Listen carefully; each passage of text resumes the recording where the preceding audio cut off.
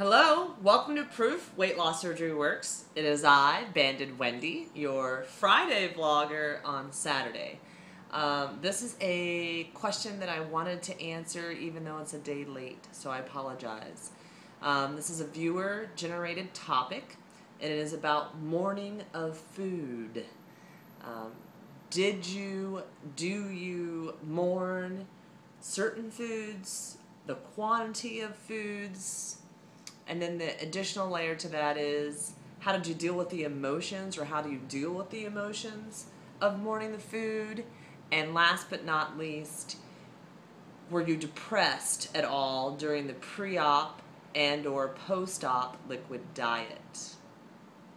So let's start with the depression around the pre-op and the post-op liquid diet.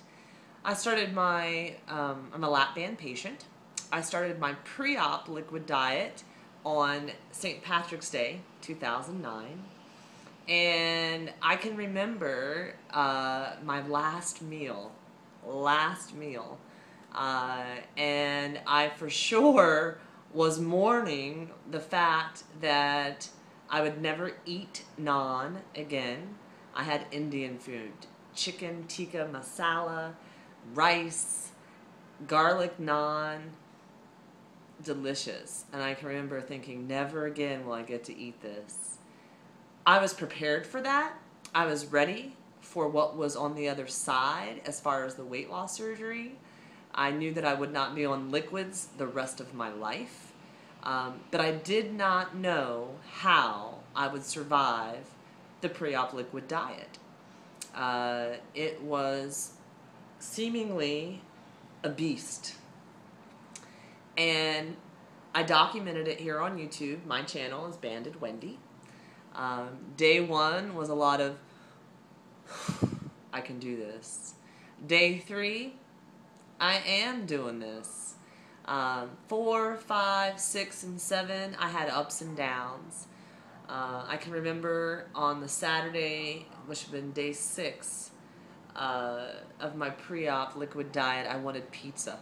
We were at Best Buy, and I said to my boyfriend, who's now my husband, and a 9-year post-op gastric bypass patient, over 300 pounds down and winning, I want pizza, you know, let's get some pizza. He's like, no, you're not getting pizza. I don't know if I would have been that strong alone, or with anybody else. So, but the scale was making me happy. I was losing weight during that pre-op liquid diet, so there was a lot of motivational input from the digits on the scale, right? And then I had surgery. The post-op liquid diet was not difficult for me.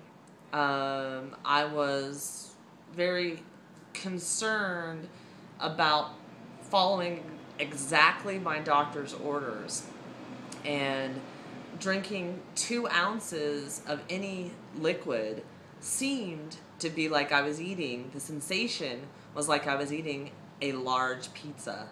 I felt so full because my insides were swollen, and the lap band had been placed around my stomach.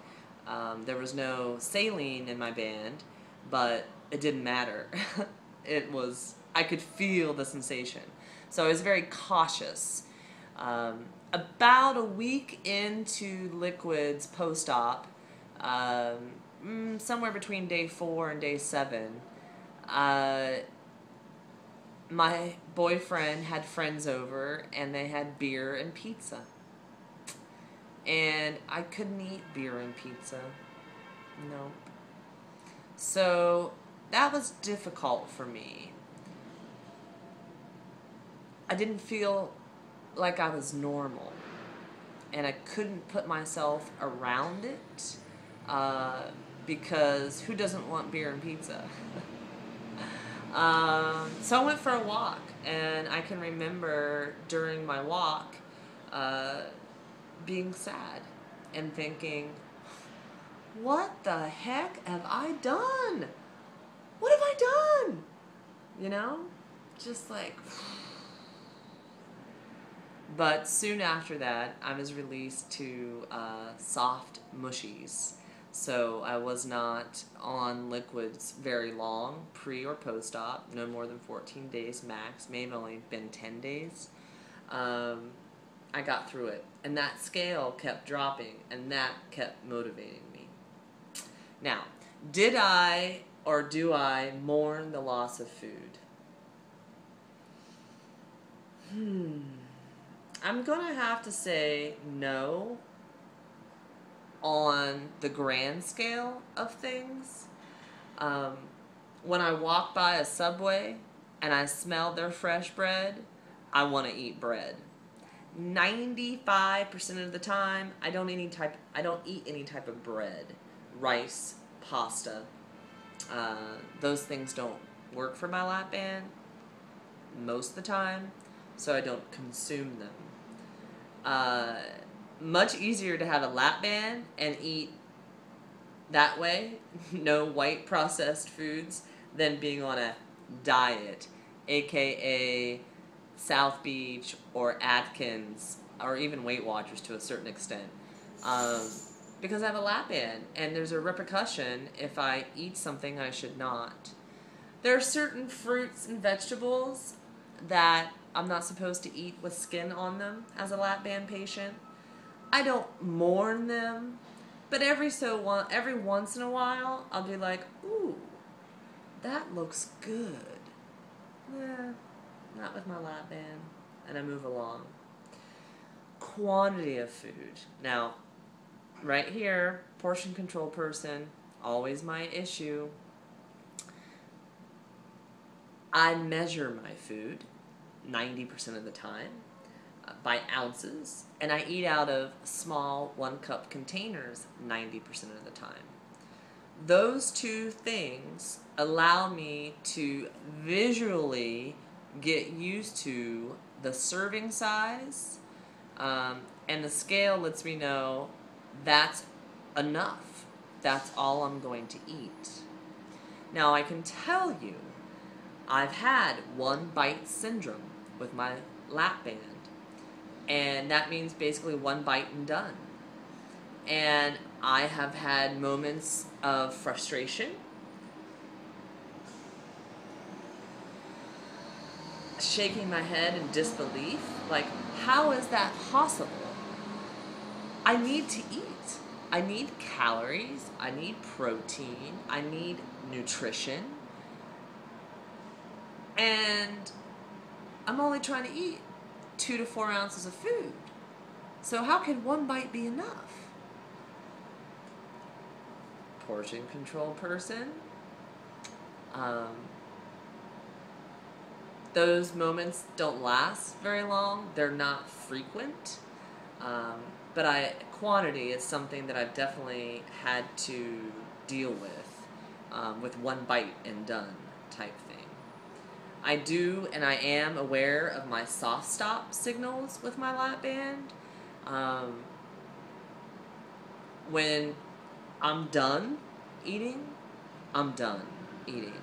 And that means I need to, and I do, practice getting up, putting the food away, throwing the food away, packing the food in the containers and putting it in the refrigerator, taking it out of the restaurant and leaving it in my refrigerator because I'm not really a leftover kind of girl when it comes to restaurant food.